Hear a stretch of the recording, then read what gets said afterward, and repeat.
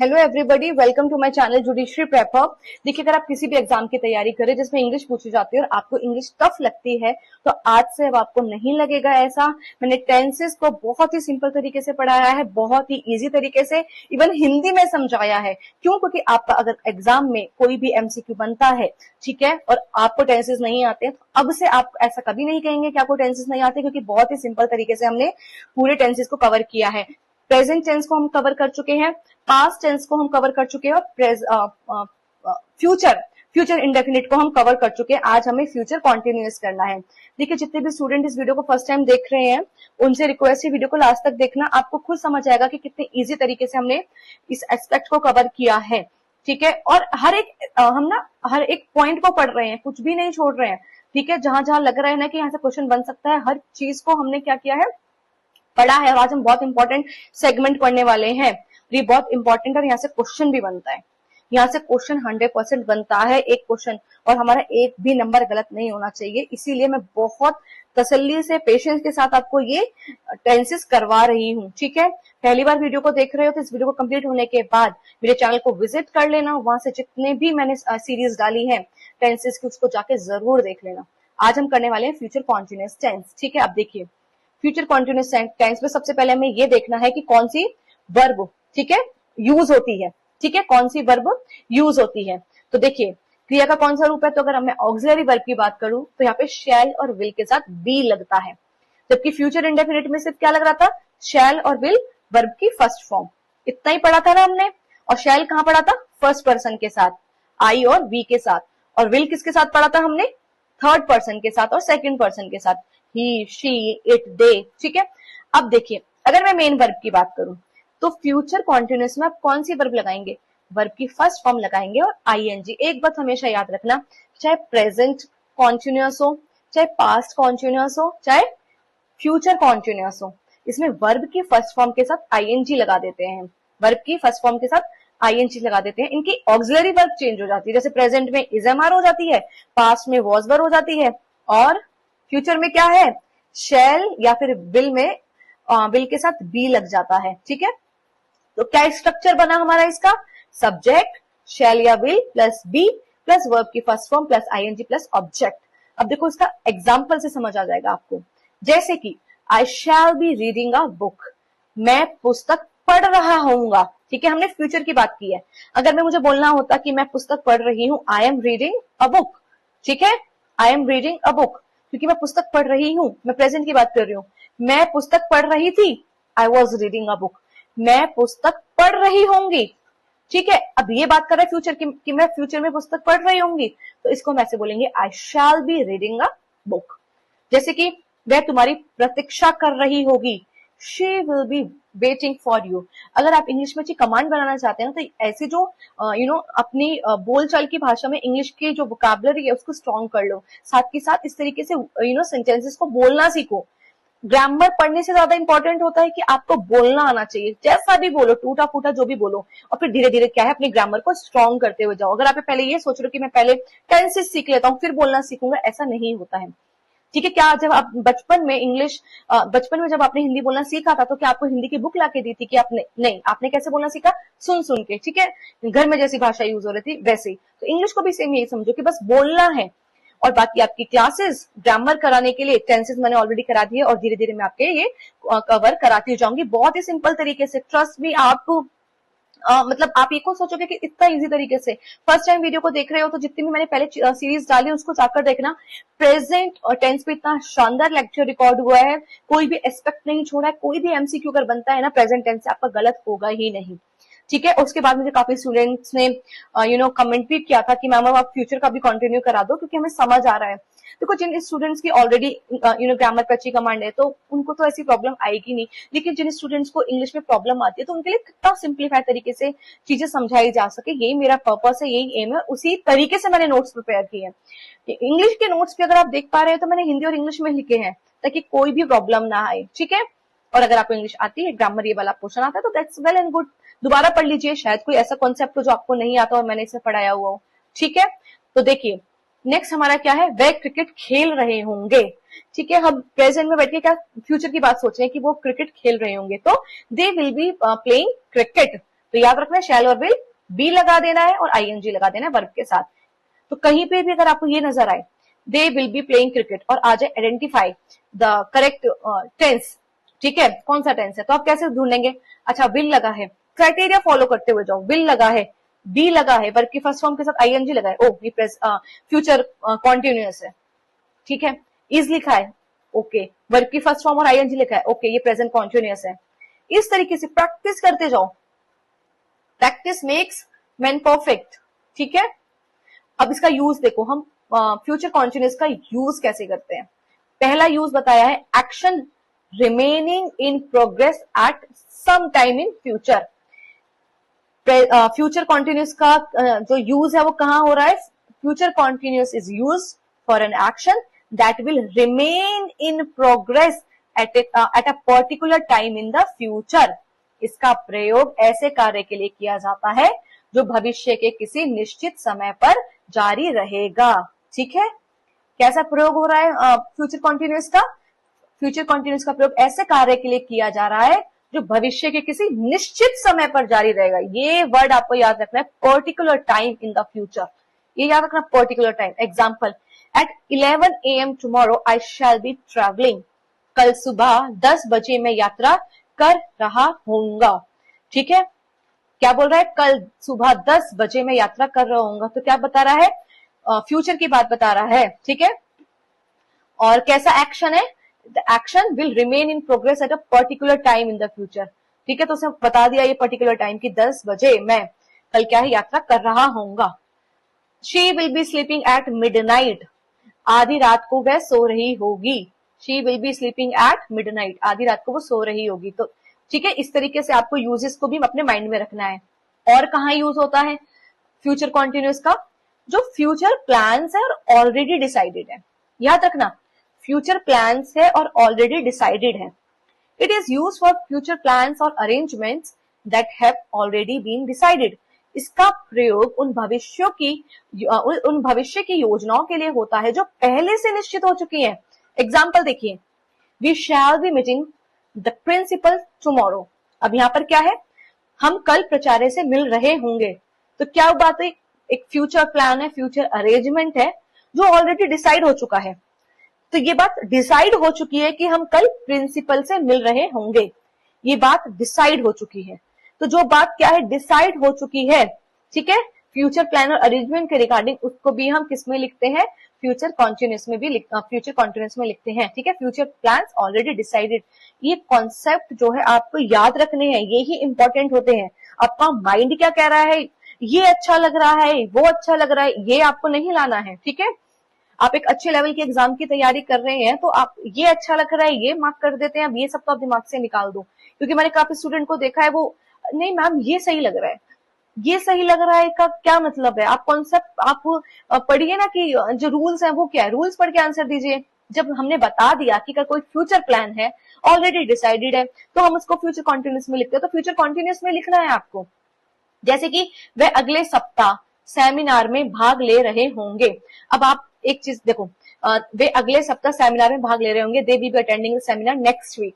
अब देखो, अगर आप ये बोलो इसमें मैम इसमें डिफरेंस क्या, तो यहाँ पे देखो मैंने आपको क्या बताया था, यहाँ पे पॉइंट ऑफ जो है पर्टिकुलर टाइम बताया हुआ है, 10 बजे मिडनाइट, पर्टिकुलर टाइम बताया है, ठीक है। फ्यूचर का क्या बताया है? Particular time. और यहाँ पे फ्यूचर प्लान है जो ऑलरेडी डिसाइडेड है। अब इसमें चाहे वो टुमारो है, ठीक है, या फिर कोई भी बात लिखी है ना, जैसे कि सेमिनार अगले हफ्ते हुआ, नेक्स्ट वीक की बात है लेकिन डिसाइडेड है। अब देखिए गोइंग, ये सबसे इंपॉर्टेंट एस्पेक्ट है। और जो भी स्टूडेंट यहाँ तक पहुंच गया है वीडियो के, तो इसका मतलब है कि आपके अंदर पेशेंस और आप एग्जाम को क्वालिफाई करना चाहते हैं। ये बहुत ही इंपॉर्टेंट है। फ्यूचर में उतना ही देखो, 80% स्टूडेंट फ्यूचर जो कॉन्टिन्यूअस है उसका इतना ही पार्ट समझ पढ़ के चले जाते जितना मैंने पढ़ाया। आपको नहीं लगता क्वेश्चन यहाँ से नहीं बनेगा? क्योंकि ये सबको आता है, क्वेश्चन यहाँ से बनेगा, ठीक है। फिर हमें लगता है हमारा गलत होता है, हमें सब कुछ आता था। नहीं, ऐसा नहीं है। अब देखिए, going to as a future form, going to का फ्यूचर में प्रयोग कैसे होता है? गोइंग टू का फ्यूचर में प्रयोग, तो subject is am are plus going to plus verb की फर्स्ट फॉर्म। तो मीनिंग देखिए, going to is use for expressing futurity in both spoken and written English.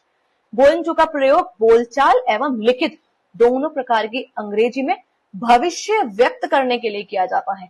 किसके लिए?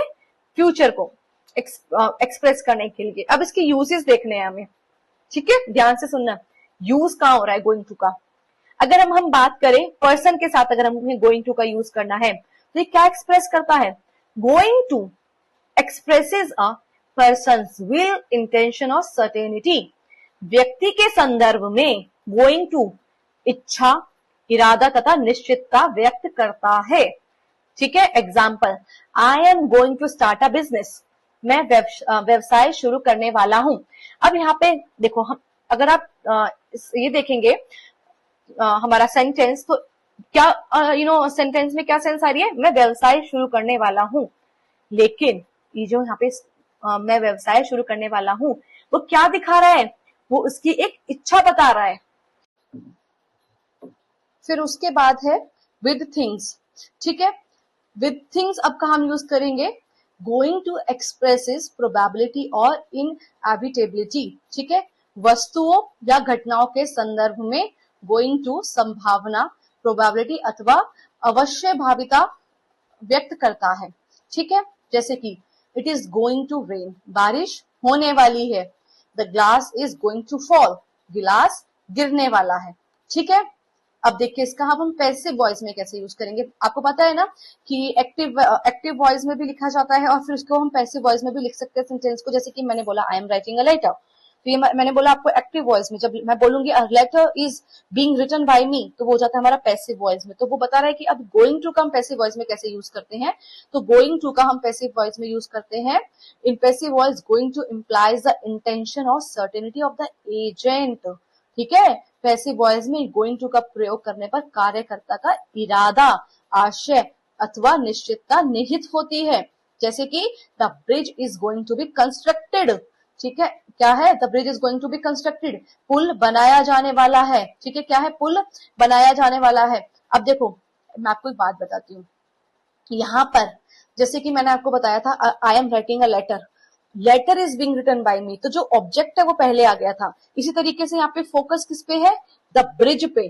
ठीक है, तो पैसिव वॉइस में गोइंग टू का प्रयोग करने पर क्या है? जो कार्यकर्ता का जो इरादा है, ठीक है, क्या इरादा है? कार्यकर्ता का जो इरादा है या आशय है या कार्यकर्ता जो है निश्चितता उसमें निहित होती है, फिर हम उसको पैसिव वॉइस में बना देते हैं। The bridge is going to be constructed, पुल बनाया जाने वाला है। अब है shall be versus going to. ये अगर आपको एक बार क्लियर हो गया तो आप कभी भी लाइफ में गलती नहीं करेंगे। सुनिए, शैल और विल का हमने कहा यूज किया था? तो शैल और विल का हमने यूज किया था when futurity depends on external circumstances. अगर भारी परिस्थितियां हैं, ठीक है, तो शैल विल का प्रयोग तब किया जाता है जब भविष्य होता है वो भारी परिस्थितियों पर निर्भर है। Example, it will rain tomorrow, कल वर्षा होगी। तो ये कैसा है? जो फ्यूचर डिपेंड है, ये एक एक्सटर्नल सर्कमस्टेंसेस पर डिपेंड है, इसलिए हम इसमें शैल विल का यूज करते हैं। लेकिन गोइंग टू का कब यूज करते हैं? When future depends upon speakers intention, will और सर्टेनिटी। जब गोइंग टू का प्रयोग तब किया जाता है जब भविष्य की जब भविष्य व्यक्ति की इच्छा, इरादा या निश्चितता पर आधारित हो। यहाँ पे पर्सन से रिलेटेड आ रहा है, जो स्पीकर है, जो बोल रहा है, उससे रिलेटेड है ये। ठीक है, गोइंग टू, जैसे कि I am going to resign, मैं इस्तीफा देने वाला हूं। तो ये जो मैं स्पीकर हो गई अभी जो बोल रहा है, ठीक है, तो मेरी इंटेंशन है। ठीक है, और ये सर्टेनिटी और विल को भी दर्शा रहा है।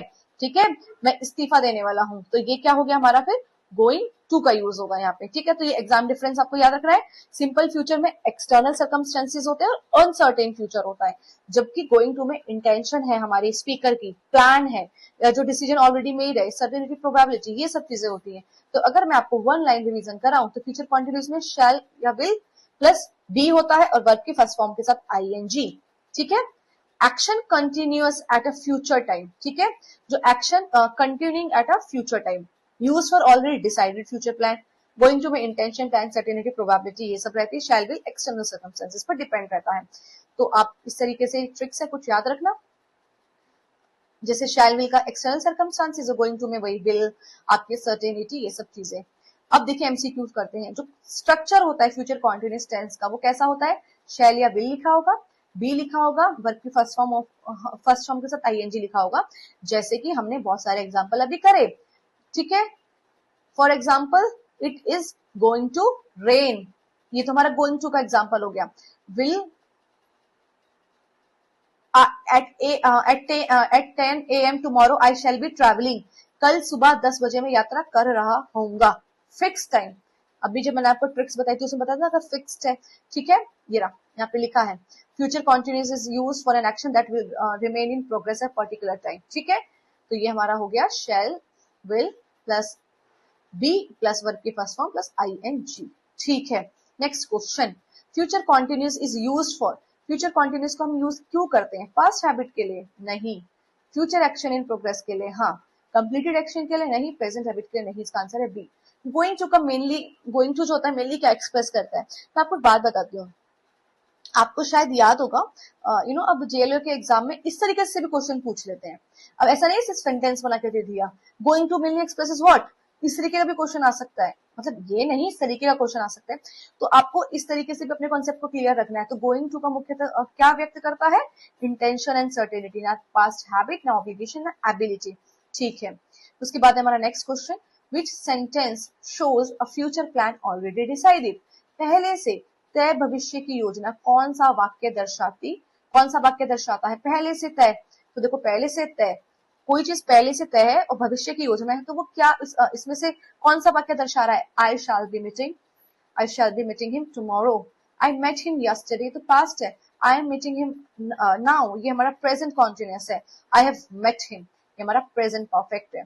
तो इसका आंसर हुआ a, I shall be meeting him tomorrow. Next question, it is going to rain expresses what, ये क्या, जो it is going to rain है क्या एक्सप्रेस कर रहा है? एबिलिटी को, प्रोबेबिलिटी को, हैबिट को, या फिर पास्ट एक्शन को? बताइए। It is going to rain, ये क्या व्यक्त कर रहा है? एक प्रोबेबिलिटी बता रहा है, ठीक है। इसका आंसर हुआ b. Shall will is used when future depends on, shall और विल का प्रयोग कब किया जाता है? पर्सनल इंटेंशन हो, एक्सटर्नल सर्कमस्टांसेस हो, पास्ट इवेंट, या फिर हैबिट। ये हमने बहुत अच्छी तरीके से पढ़ लिया। जब एक्सटर्नल सर्कमस्टांसेस हो, पैसिव वॉइस में गोइंग टू क्या इंप्लाई करता है, क्या व्यक्त करता है? पैसिव वॉइस में जब हम गोइंग टू का यूज करते हैं, पैसिव वॉइस में गोइंग टू क्या व्यक्त करता है? हैबिट, एजेंट की इंटेंशन और सर्टेनिटी, या पास्ट एक्शन, या पॉसिबिलिटी ओनली, एजेंट की इंटेंशन और सर्टेनिटी।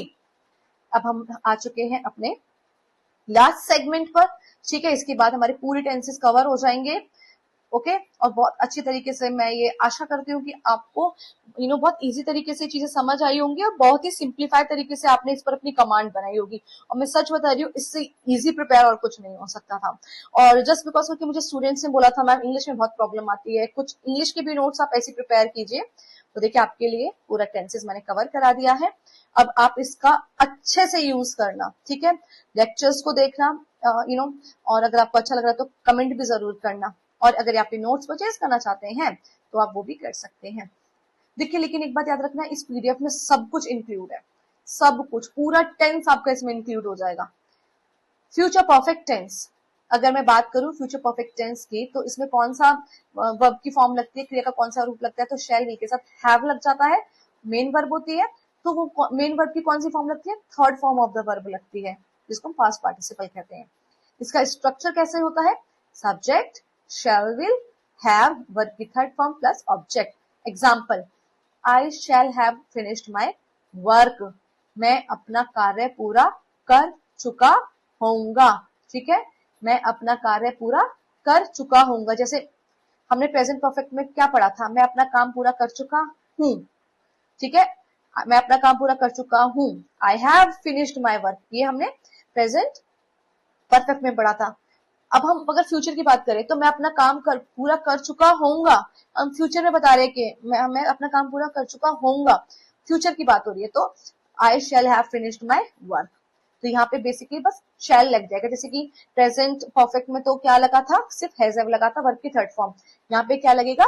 शैल लगेगा और हैव लग जाएगा और वर्ब की थर्ड फॉर्म। एक बात याद रखना, हैज यूज नहीं होता है, ठीक है। यहाँ पर हैज यूज नहीं होता। जैसे प्रेजेंट परफेक्ट में तो हैज हैव दोनों यूज होते हैं ना, यहाँ पर परफेक्ट फ्यूचर परफेक्ट टेंस में आप देखेंगे तो हैज हैव नहीं है, शैल और विल के साथ हमेशा हैव लगा रहे हैं, विल हैज कभी नहीं होता है, ठीक है।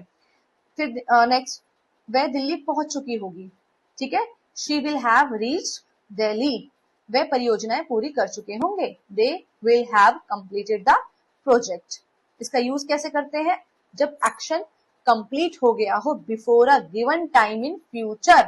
फ्यूचर टेंस का यूज होता है for an action that will begin and will be completed before a particular time in a future. इसका प्रयोग ऐसे कार्य के लिए किया जाता है जो भविष्य के किसी निश्चित समय से पहले प्रारंभ होकर पूरा हो जाए। कोई निश्चित समय था, उससे पहले ही प्रारंभ हुआ और पूरा हो गया, तो उसको हम बोलेंगे वो है हमारा फ्यूचर परफेक्ट। तो यूजुअली क्या यूज करते हैं हम इसके साथ? बाय या बाय द टाइम।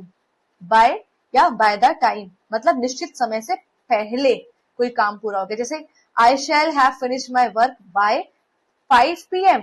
मैं शाम 5 बजे तक अपना कार्य पूरा कर चुका होऊंगा। मतलब शाम 5 बजे तक अपना कार्य पूरा कर चुका होऊंगा, तो इसका मतलब शायद 4:50 तक भी वो पूरा कर ले। तो क्या बता रहे हैं? निश्चित समय से पहले पहले वो काम कर लेगा। उसने निश्चित समय बता दिया 5 बजे तक, और हो सकता है तो उससे पहले भी वो काम पूरा कर लेगा, तो फ्यूचर परफेक्ट हो जाता है। ठीक है, मैं शाम 5 बजे तक अपना कार्य पूरा कर चुका हूँ। I shall have finished my work by 5 PM। तुम्हारे पहुंचने तक वह जा चुकी होगी। अब देखिए, अब आपको इस तरीके से सेंटेंस बनाने में प्रॉब्लम आएगी। तुम्हारे पहुंचने तक वह जा चुकी होगी, तो सिंपल सी बात है, इसको फ्यूचर फ्यूचर परफेक्ट में बनाइए। She will have left.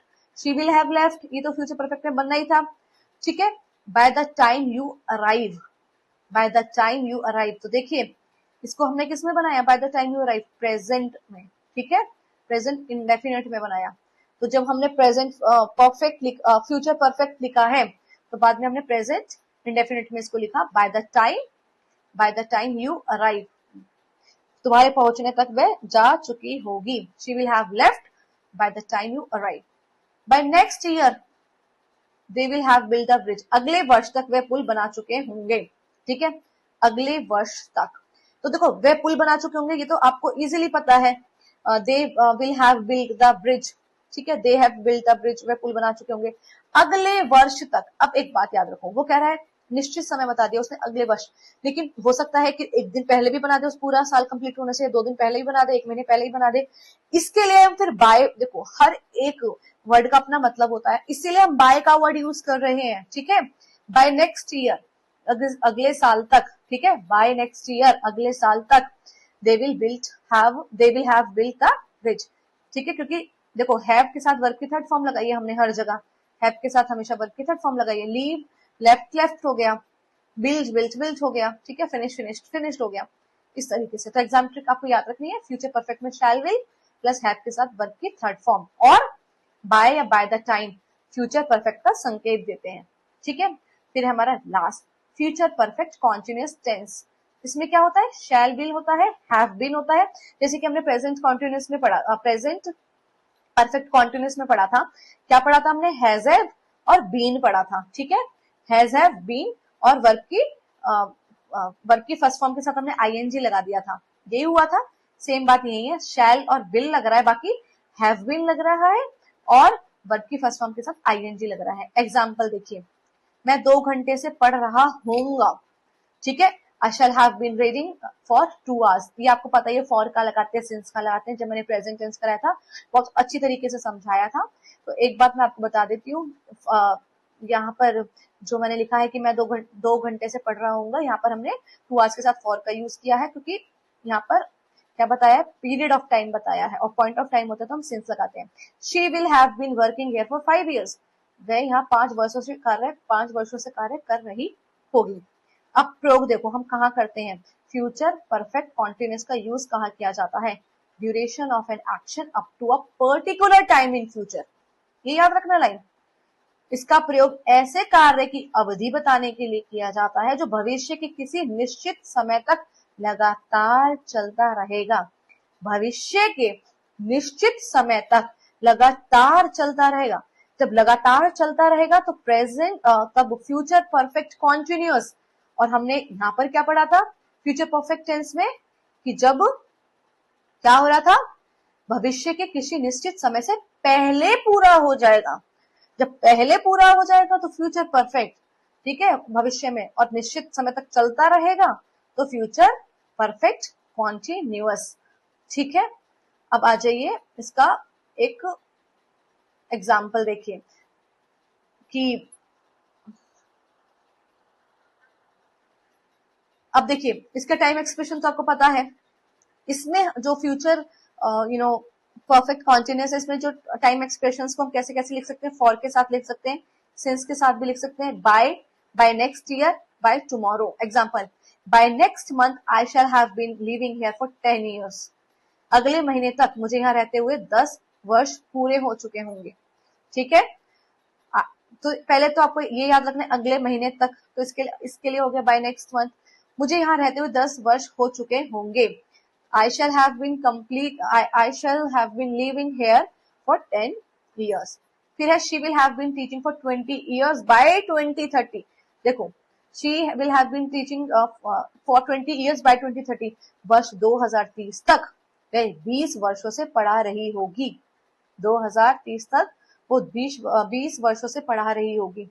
ठीक है, जितनी प्रैक्टिस करोगे ना इन टेंस की, उतना ही आपको अच्छा रिजल्ट मिलेगा। मैंने जिस तरीके से पढ़ाया है ना, इसको आप इसको 2 या 3 बार आप अच्छी तरीके से वीडियो देखना, आपको समझ आएगा। डिफरेंस देख लो आप। फ्यूचर परफेक्ट किस लिए होता है? ये फोकस करता है कंप्लीशन ऑफ एन एक्शन, कार्य के पूरा होने पर बल देता है। जैसे कि I shall have written the letter, मैं पत्र लिख चुका हूँ।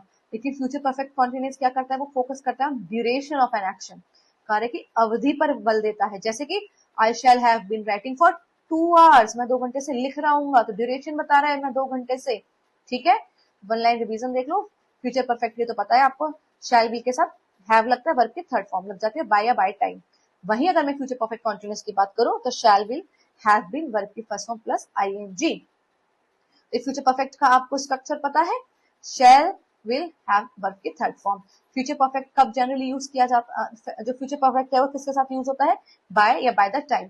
फ्यूचर परफेक्ट जो होता है वो क्या एक्सप्रेस करता है?